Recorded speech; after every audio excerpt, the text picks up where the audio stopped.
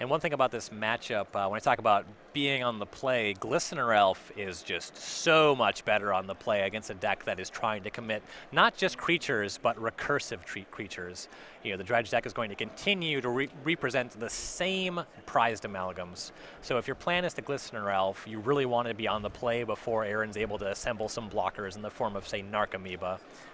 Yeah, well, there is that thing, right? If Emma just has a hand of, say, Glistener Elf, 2 Might of Old Crozes, 3 lands, that's very possible just that it wins. True. Emma does have 2 copies of Distortion Strike. Those are going to be very important in this matchup. Yeah, Erin has very little removal outside of the Conflagrates in her deck. Those are powerful against Infect, but they don't happen right away. Right. No main deck Dark Blast, though there are 2 in her sideboard. Emma, a great start here. She mulliganed to 6, but her start here is going to be a land into a Noble Hierarch. I think the remaining cards in her hand are 2 Glistener Elves and a Mutagenic Growth. That is close to the formula of what she wants here. Oh, yeah. Major style points, too. That Judge promo Noble Hierarch with the old card frame. I love this promo. Foil lands also. Signed or not signed. She's got a signed breeding pool. The original Ravnica foil from the first Ravnica set, very nice. Yeah. For Erin, it'll be a fetch land of her own for Stomping Ground. You see some zones there for Erin. She's putting her graveyard in front and lands in back. This is probably the only deck where you do that.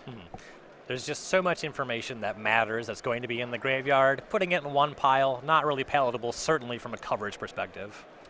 The Faithless Looting is her turn one play and discards Stinkweed Imp and Golgari Grave Troll. Okay. Yeah, we're off to the races. And Emma is going to just start up on the board. She plays Inkmoth Nexus and casts 2 Glistener Elves, making 3 Infectors in 1 turn as we go back to Erin. And given that Emma had a threat-dense hand and a light on green mana hand, frequently you would want to lead on Glistener Elf if you knew the opponent was Dredge, but I like the way that she played it here given the specific makeup of her hand. Big Dredge from Erin. She hits 3 Graveyard Matters cards. It's a Narcomoeba and 2 Bloodghasts, and all of them will be in play. Then here's our Kaladesh card, and you see she knows it's a good play here. Cathartic Reunion, discarding Dakmor Salvage and Golgari Grave Troll. Here comes a draw 3. This is going to be a monster hand. Draw 3 in quotes, as we see 6 cards dredge for the Golgari Grave Troll to start us off. All right, first 6 show 2 more Dredgers and a Conflagrate. No value there, but that Conflagrate's going to be pretty good. Second Dredge is off the Stinkweed Imp. Dredges 5 more. She hits a Prized Amalgam and a Narcomoeba. Combo! Third Dredge is another Stinkweed Imp. We see 5. This one just nets her a Faithless Looting and a Life from the Loam. So, creatures. She gets a Narcomoeba. She'll get an Amalgam on end step. And these Narcomoebas are looking mighty fine in the face of Inkmoth Nexus Glistener Elf. No second red in play for Erin. You see she has a copy of Basic Forest. It is the only land in her deck that, outside the Dakmor Salvages, that doesn't make red. And that actually could come back to hurt. Conflagrate is red for the flashback. True. She has dredged some Life from the Loams, though. Unclear how much time she's going to have to get set off. Emma is down to just 3 cards in hand. No Blighted Agent, and I have not seen a Distortion Strike just yet. I believe Mutagenic Growth, Become Immense, and 1 other are the makings of her hand. Yeah, that Erin dredged 2 Narcomoebas. And the fact that, coupled with the fact that Emma has no Blighted Agent, is a win for Erin. Yes, most certainly. So Emma's on turn 3. She has a hand that is just made by Distortion Strike. Yeah. She's got 3 possible attackers. Looks like she'll start with just 1 Glistener Elf. Because it's the only attack, it's going to Exalt to a 2/2. The only pump spell that she could cast this turn would be Mutagenic Growth.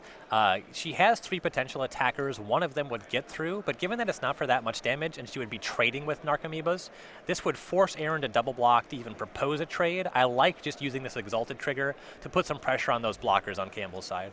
Erin blocks with a Narcomoeba. Now she blocked with 1 Narcomoeba instead of 2. She knows that any pump spell would blow the double block wide open, and this material matters. These blockers are what's going to get her through to the late game, and specifically, the Narcomoeba is the only way to block the Inkmoth Nexus. A Dredge from Erin of Life from the Loam puts another Amalgam in the yard. She will attack with the 2 Bloodghasts. That much makes sense. They don't really do anything else. Emma takes 4.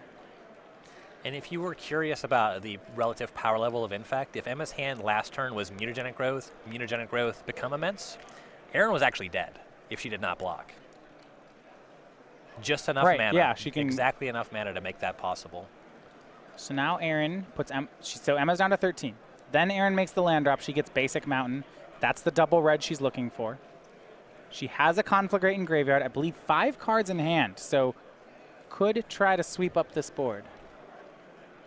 And Emma has missed a land drop here, so you would be leaving her just with Inkmoth Nexus Breeding Pool. Bit of a technical difficulty here. Of note, right now we have Emma on your left. She's at 13 life. Erin on the right at no poison.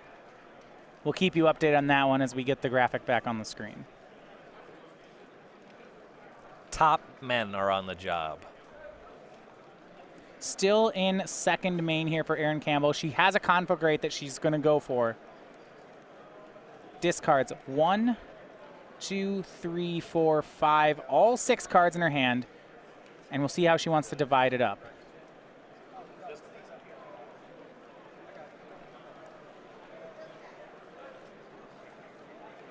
So it's 6 damage divided any way you choose. Noble Hierarch is going to cast Mutagenic Growth, looks like on itself, so it was 2 damage to each. So the Hierarch will stay alive, but both Glistener Elves die. I like this quite a lot from Emma for a couple of reasons. There's a lot happening on this turn here. Erin is presenting the ability to block Glistener Elves arguably indefinitely, just with these Bloodghast, these Prize Amalgams. She's going to be able to continue to make ground blockers. Nothing for the Inkmoth Nexus outside of the Narcomoeba, so that matters a lot. Also, cards in graveyard. Emma has a Become Immense in hand, so getting the Glistener Elves in the graveyard, they're really doing more for her there. Yeah, it looks like she's trying to take to the skies. So Emma plays land number 3, attacks with Inkmoth. It exalts to a 2/2. Erin blocks the Narcomoeba, and we go back to Erin Campbell's 4th turn. But she has no flying blockers left, and that's really important. It's between the Become Immense and Mutagenic Growth in Emma's hand. She does have an attack just for all 10 poison in 1 turn. I suppose the last thing about Emma's line, protecting the Noble after missing a land drop. That mana is very important if she wants to cast spells in addition to animating the Inkmoth Nexus. Dredge of 3, Life from the Loam from Erin, hits Grave Troll and Prized Amalgam, but it does not find her any flying blockers. We have no Stinkweed Imp, we have no Narcomoeba. A swing puts Emma down to 5. Make that 6. 7 damage there. And Erin will flashback Faithless Looting. Gonna do some dredging, hope to hit the 3rd Narcomoeba and or 4th Narcomoeba.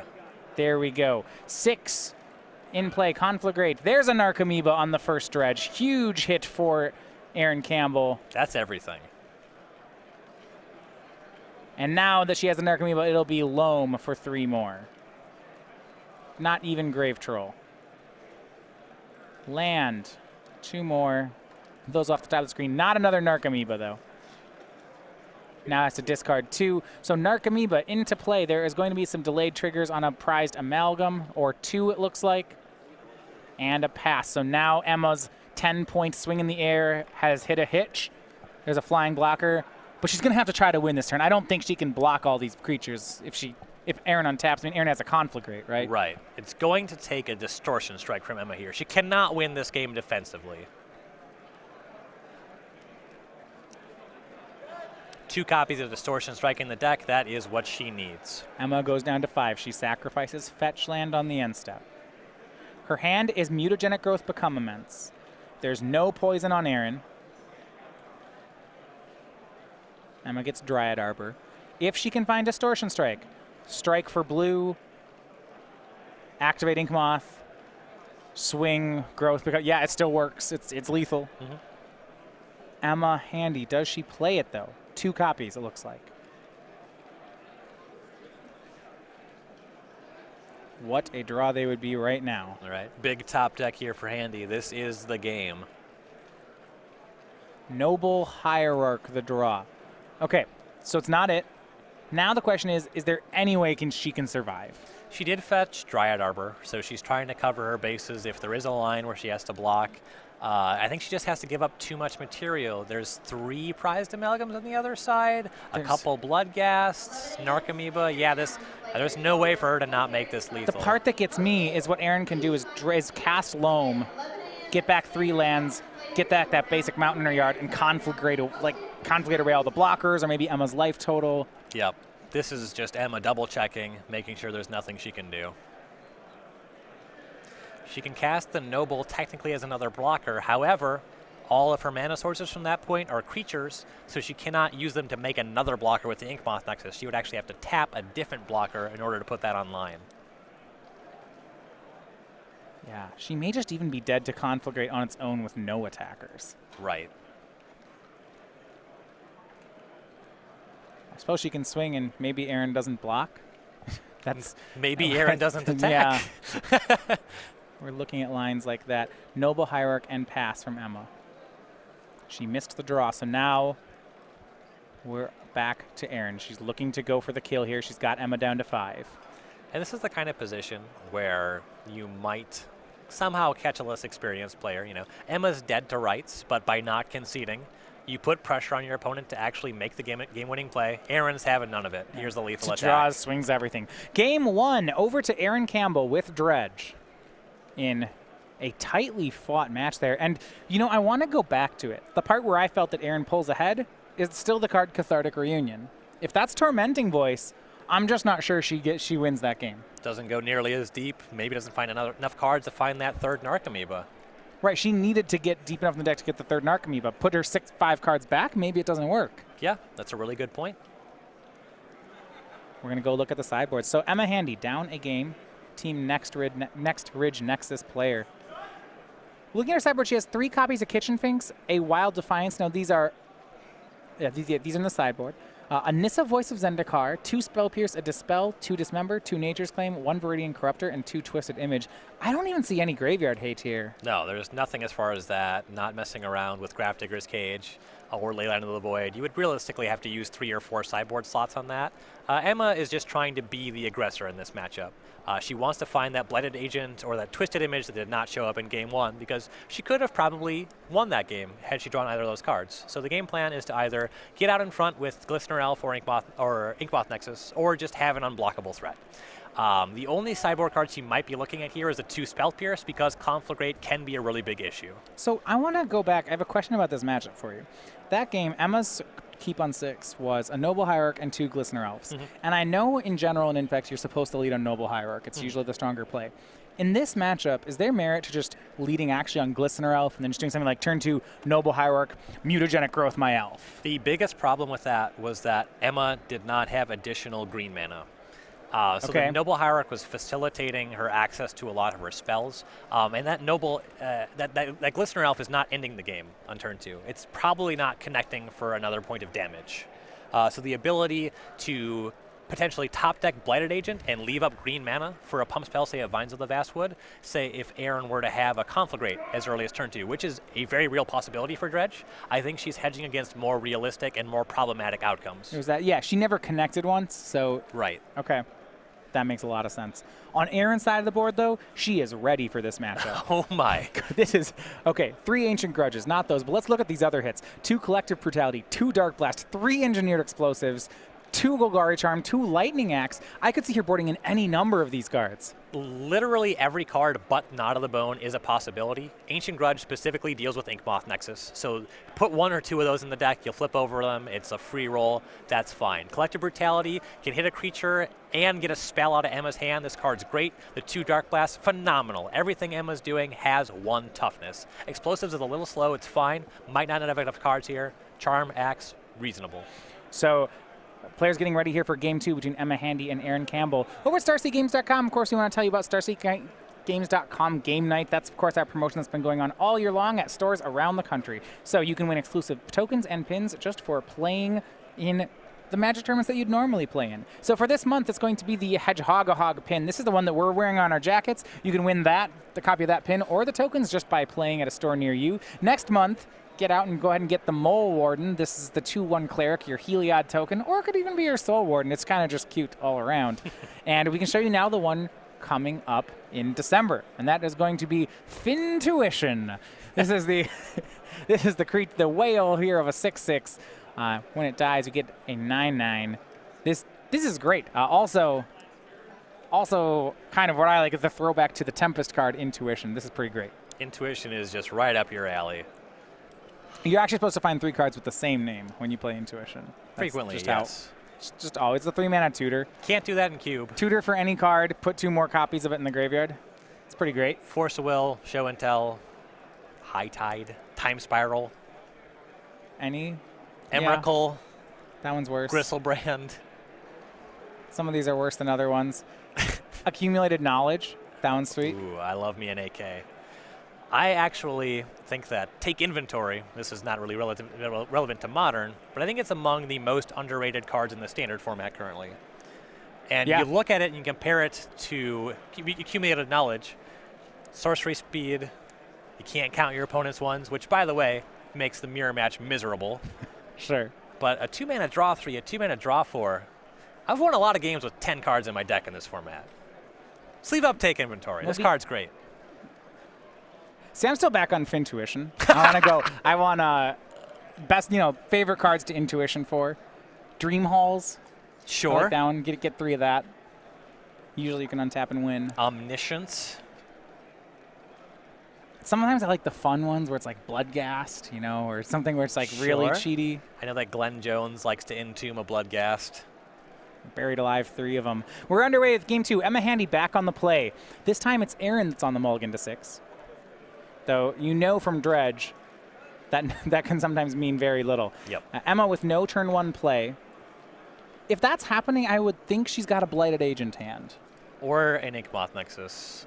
Blighted Agent is really what she wants, though we've seen the cards that Erin has in her sideboard. Yeah, goodness. A lot of ways to kill a Blighted Agent hanging out.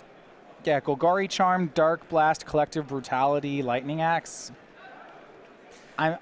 Given the specific configuration of Erin's deck and the fact that she's up a game, I think she's heavily favored. I'm inclined to agree. Emma will sacrifice on end step.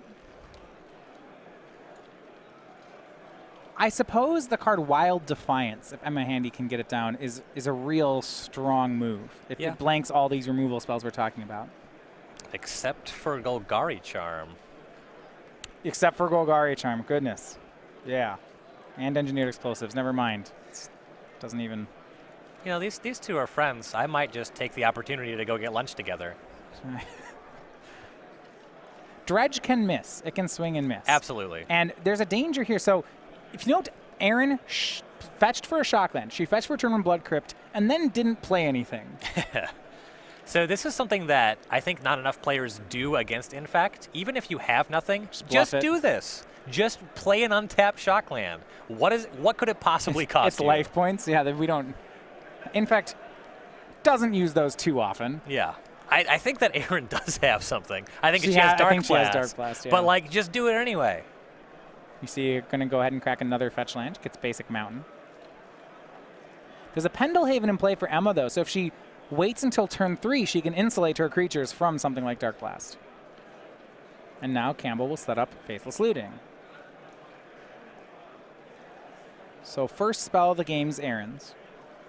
This is cat and mouse thing. Erin is leaving up Dark Blast, and Emma is responding by leaving up Pendelhaven. Emma also representing a Spell Pierce by pausing Erin on the Faithless Looting. Erin will discard Conflagrate and Stinkweed Imp. Now, even if you want... Pendelhaven doesn't really protect it, though. So say Emma plays Blighted Agent and leaves up Pendelhaven. The agent will still die. It just costs Erin 2 tries. Right. She end step shoots it, untap Dredges shoots it. Yep. And I think Erin would be happy to do that. Yeah, it would have to be Pendelhaven plus Mutagenic Growth, which if Emma has, that would be pretty... That's about the only avenue she has to beat a Dark Blast. That's the kind of stuff she has to do. Right. And then there's even things where, okay, she does that, and then Erin casts Faithless Looting, draws Dark Blast, kills it. Yeah. It's like, this is dumb. Stop. Yeah. Yeah, this is not the matchup you're looking for when you play Infect, I have to imagine. Well, not with a sideboard like this, it isn't. No.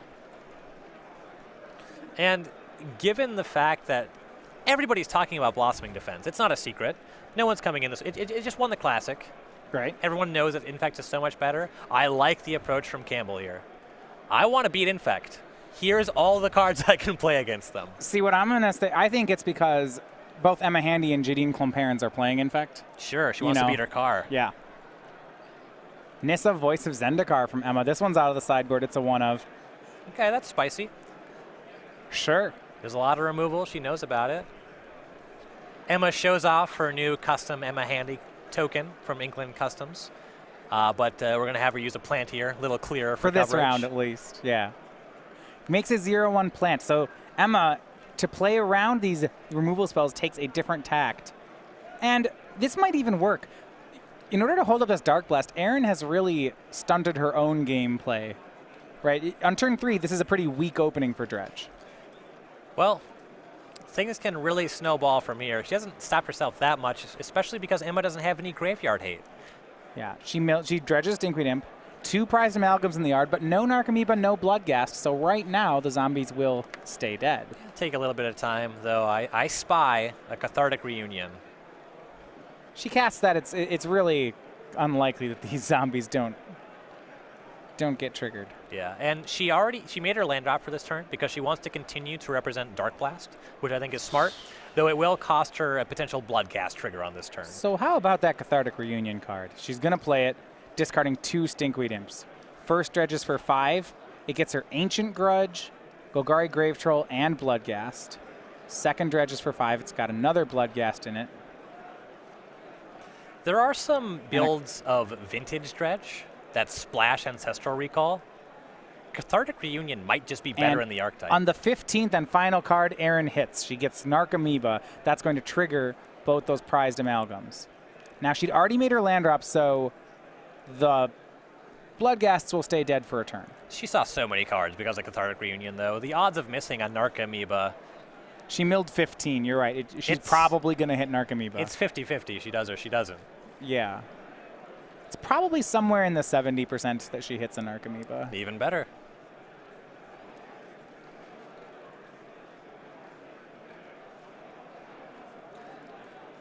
And that's just the real strength of Dredge. If you're not killing them quickly and you don't have Graveyard 8, they're going to do this. Yeah, and look at Emma's hand. She's got all these Infect creatures. She's had them since the beginning, but because of this ability for Erin just to leave up single black and then cast 1 Cathartic Reunion, that's all the pressure Erin needs, and she's playing a control game.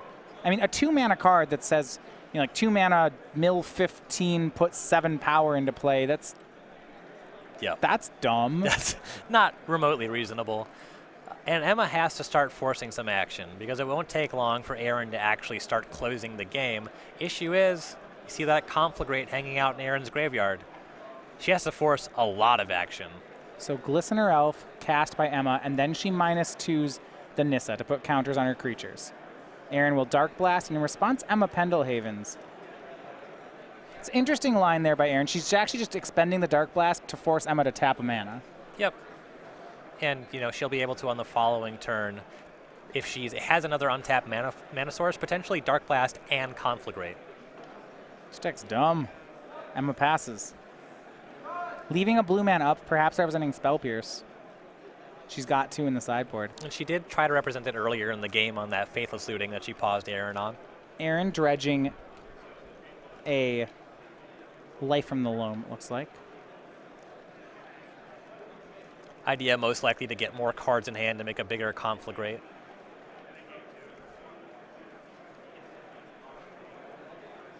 Taps red-green for Loam. Target Blood Crypt, Wooded Foothills, and looks like Bloodstained Mire. Just loading up more cards for a potential Conflagrate. Now, Erin not respecting Spell Pierce by this play. Right. She'll have to both play the Loam into Spell Pierce, which is fine. But now if she casts Conflagrate on this turn, it can be Spell Pierced. Yeah. There are 2 Conflagrates in Erin's graveyard, so getting 1 Spell Pierced is more a tempo play, I guess, than anything else. And Untapped Blood Crypt smells a lot like a Conflagrate, though again, it's really free to just play these Shocklands untapped. Yeah. So 2 of those into play. It looks like she's going to go for Conflagrate. Discarding the whole hand. 5. So see how she wants to divide. It looks like 1, 2, and 2. So killing both creatures and 1 to the Planeswalker. That's pretty clean if it works. Indeed. Kind of forcing, does Emma have Spell Pierce or maybe a protection spell? Looks like she has Vines but no Pierce. I do like how she stopped Erin on the Faithless Looting, as if she could have had Spell Pierce earlier in the game. Though Erin plays into it anyway. She reads Emma on that. Vines on the Glistener Elf, and so Erin just swings Narcomoeba. I'm not sure on the exact division. It looks like the plant token is going to survive as well as a 1/2. Must have been 2 on Nissa, 1 on the plant token. All right. Got to put that damage somewhere. You can't hurt Emma and the Planeswalker. Right, yeah, you can't go 2 at Nissa, 1 at Emma because of how Planeswalker rules work. Yep. So Emma drops to 17. It was an attack for 1. And she's actually got an out here, and I like what Emma's done here. She drew Distortion Strike, and I think she may just win on it. Oh, my. So 3 power unblockable. Let's make that 5. Hey, look at the graveyard. Let's make that 10. How about 11? And I'll swing. And she poisons Erin out to force the 3rd game. Really well navigated by Emma there. And, in fact, the Nissa Voice of Zendikar, that was kind of clutch, that sideboard card coming in. Well, Erin had the Dark Blast all game. And you think, so the first Dark Blast was Pendlehaven. Yep. And then the Nissa made it a 2/2, which means it couldn't be Dark Blast again. Yep. So Erin couldn't Dark Blast it. Then Erin goes with a Conflagrate and Emma Vines it. And all of that is set up so that when she draws Distortion Strike, she has lethal. Yep. It forced Erin to really want to have something like Collective Brutality or maybe one of those Lightning Axes once that 1/1 counter was in place. Great game here by Emma Handy. So we're going to go to a 3rd deciding game. I am surprised to see us go here. I thought this was going to be a 2-0 for Erin Campbell. The beginning of that game, definitely, there was a lot of pressure on Emma to have things play out exactly as they did. Campbell played rather conservatively. We saw her leave up the Dark Blast. Maybe a more proactive strategy is what she needed to execute, especially in the face of Distortion Strike. So we're here, our first Modern tournament since Kaladesh. Kaladesh, though, really shaking up Modern in addition to Standard. So we're going to have a lot of tournaments in both those formats coming up here for all of Season 3. And I don't know about you, but I'm going to try to make it out to some of them. We're going to take a look at the schedule we have here. So this weekend is the October 22nd and 23rd. It's the Open in Milwaukee. But for the remaining 2 months, we have both a Standard and we have Standard and Modern Open each month. So in November, we have Standard, it's in Knoxville. We have Modern in Columbus. And we have our one Legacy Open, actually, of the season. That's in Baltimore. And it's going to be in 2 weeks. So regardless of your format, we have a tournament there as we build toward our Season 3 Invitational. That's the Atlanta Invitational, December 2nd and 4th. It'll be both Standard and Modern. You know, I hadn't even thought about Legacy, but I imagine that Kaladesh might have some effect for that, too. Certainly possible. Blossoming Defense, if it's good in Modern, in fact, how bad could it be in Legacy, in fact? So if you show up to one of the Standard Opens or playing one of the Standard Classics, we are giving away a different playmat per tournament. So it's the Dark Salvation playmat. This is the card from Shadows over Innistrad, the double X zombie-making sorcery. That's given away to entrance to Standard Opens and Classics. For the Modern Open, it's Steel Overseer, the standby, of course, for Affinity. Hoping to see that with the animation module, perhaps, from Kaladesh. Combo! And Sensei's Divining Top. This is the most recent Eternal Masters art. So those are given away at the Legacy Opens. That'd be the next one coming up in 2 weeks. So get these in entry to any Season 3 Open or Classic for all of the season. I thought our Invitational's coming up. Only 3 more Opens between now and then. Yeah. This weekend, those next 3 tournaments, all very important for our leaderboard. Should go to Game 3. Erin Campbell is going to be on the play this game.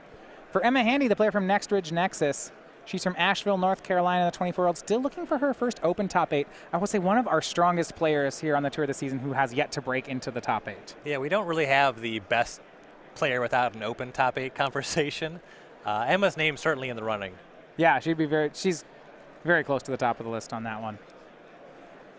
A lot of great play here. She was one of the innovators of the blue colorless deck in Standard, now playing Infect here in Modern. Erin on a mulligan to 6 here. She was also on the mulligan Game 2.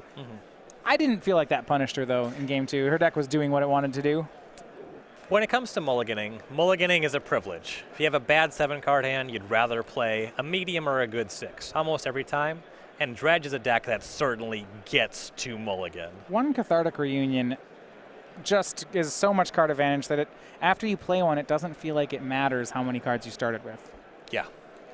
Faithless Looting even in this deck. Once you start dredging, you hit those Narcomoebas, those prized amalgams, you're turning one card into a lot of material.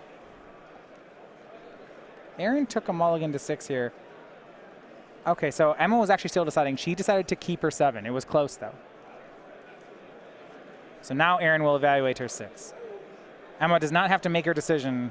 It goes, the mulliganing order goes 1, 7, 7, 6, 6, so they take turns. You can certainly take enough time for Erin to look at that hand, though you have to declare before she declares on that second mulligan. Yeah. Turn 1, Copperline Gorge, Conflagrate for 0 from Erin Campbell. That is a hallmark of some fair magic going on. Oh, yeah. Your opponent's definitely up to something reasonable when that's their play. We're going to take a look at it. Emma casts Gitaxian Probe.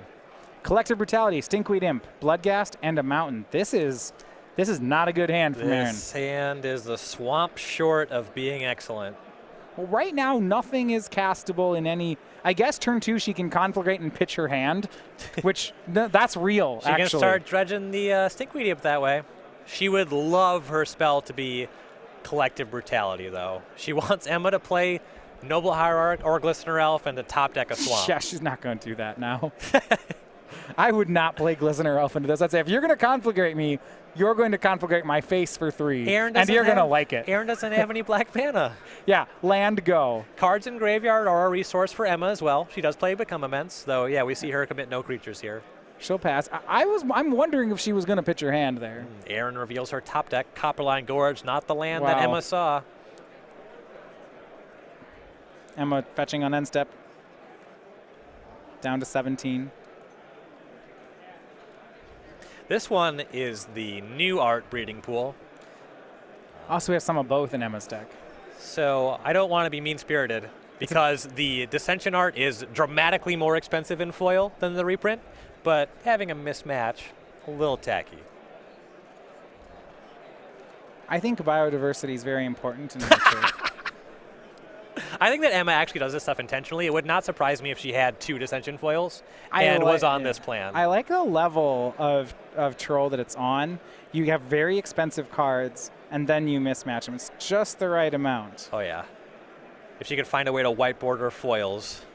You can't, because see, I whiteboarded my cards. If you acetone a foil, it actually turns silver bordered instead of white. And then it's not legal because its silver bordered cards are, of course, only for unglued and unhinged sets. Yeah. Well, it actually matters whether it's an old foil or a new foil, depending on the old art, old card face foils, you can't acetone the borders on them. Doesn't even change at all? Acetone doesn't dissolve the material used for the border. Sure. I don't know, maybe you can eraser them. I think if you can do it mechanically instead of chemically, there's a chance. Sure. Ways to destroy your own cards, it's an art. Got to do more science. For Emma's turn, she will fetch up a basic forest. This is her second turn. Plays Noble Hierarch and passes. She's left up a breeding pool, so a lot of possibilities there. And this time, Emma does have the Spell Pierce. So we go back to Erin Campbell's turn. As much as this Conflagrate play feels like a trap that Emma has set, I'm not sure that Erin can play around it. She has to do something. She's going to Conflagrate for 2, discarding Bloodghast and Stinkweed Imp. We'll see if Emma bites and protects the Noble Hierarch. It doesn't seem tremendously important. She has 2 lands in play already. Yeah, not hugely important. If she has enough pump spells that she just doesn't care, she might, use a Might of Old Krosa or something like. If she has, some spell that she feels like throwing away. Given the pace that Erin's draw is shaping up to play the game at, Emma could maybe even be looking at winning this game with Noble Hierarch beats. Sure. Looks like she will protect the mana creature. She's going to use Blossoming Defense to do it. And that's interesting. She had Might of Old Krosa and Blossoming Defense. And that was part of her decision. And Spell Pierce. Yeah. She wants to tag the Collective Brutality if Erin produces a Swamp. So she already knows about Mountain, so I don't know how much I like that. The Spell Pierce might have been the most expendable card. Maybe she wants, a Cathartic Reunion would be really bad. Another Conflagrate could. Sure, if the next turn is no mana source, then Cathartic Reunion. Yeah, that would be something very worthy of a Spell Pierce. Certainly. And it's unlikely to happen, but you may just want to cover your bases. Emma's pretty far ahead. Sure. She plays Inkmoth Nexus. It's back to Emma's turn. Then plays Blighted Agent, leaving up 2 mana. Passes. Erin, by the way, after that Conflagrate, did play a Mountain and got back Bloodghast. And now she'll start dredging here. Stinkweed Imp. Dredges Grave Troll, Brutality, Land, Land, Land. But one of the lands is Dagmar Salvage. So she can get that black source eventually. Yeah, it's looking to be too late with an Inkmoth Nexus and a Blighted Agent already in play. Bloodghast will attack. Emma down to 13. Emma wisely does not block with Blighted Agent. And look at this. Erin's hand is Cathartic Reunion and 2 other cards. Like, how good is it that Emma has kept the Spell Pierce right now? It's looking a lot better now. And Erin's going to go for it. Pitches her hand, and Emma, oh, she knows she has it. Boom. Pays, counters it. Erin loses all 3, does not dredge, and she shows, hey, I got some lethal points of pump. That is the handshake. The game and the match go to Emma Handy. That was really well navigated by Emma. Really well played. That choice, right? Might of Old Krosa, Blossoming Defense, Spell Pierce. They all are so similar. And I think Emma's just, it's perfect there because she needed the Might of Old Krosa to show Erin lethal, and she needed the Spell Pierce to counter the Cathartic Reunion. So if she picks either of those other 2, she does not win on that sequence.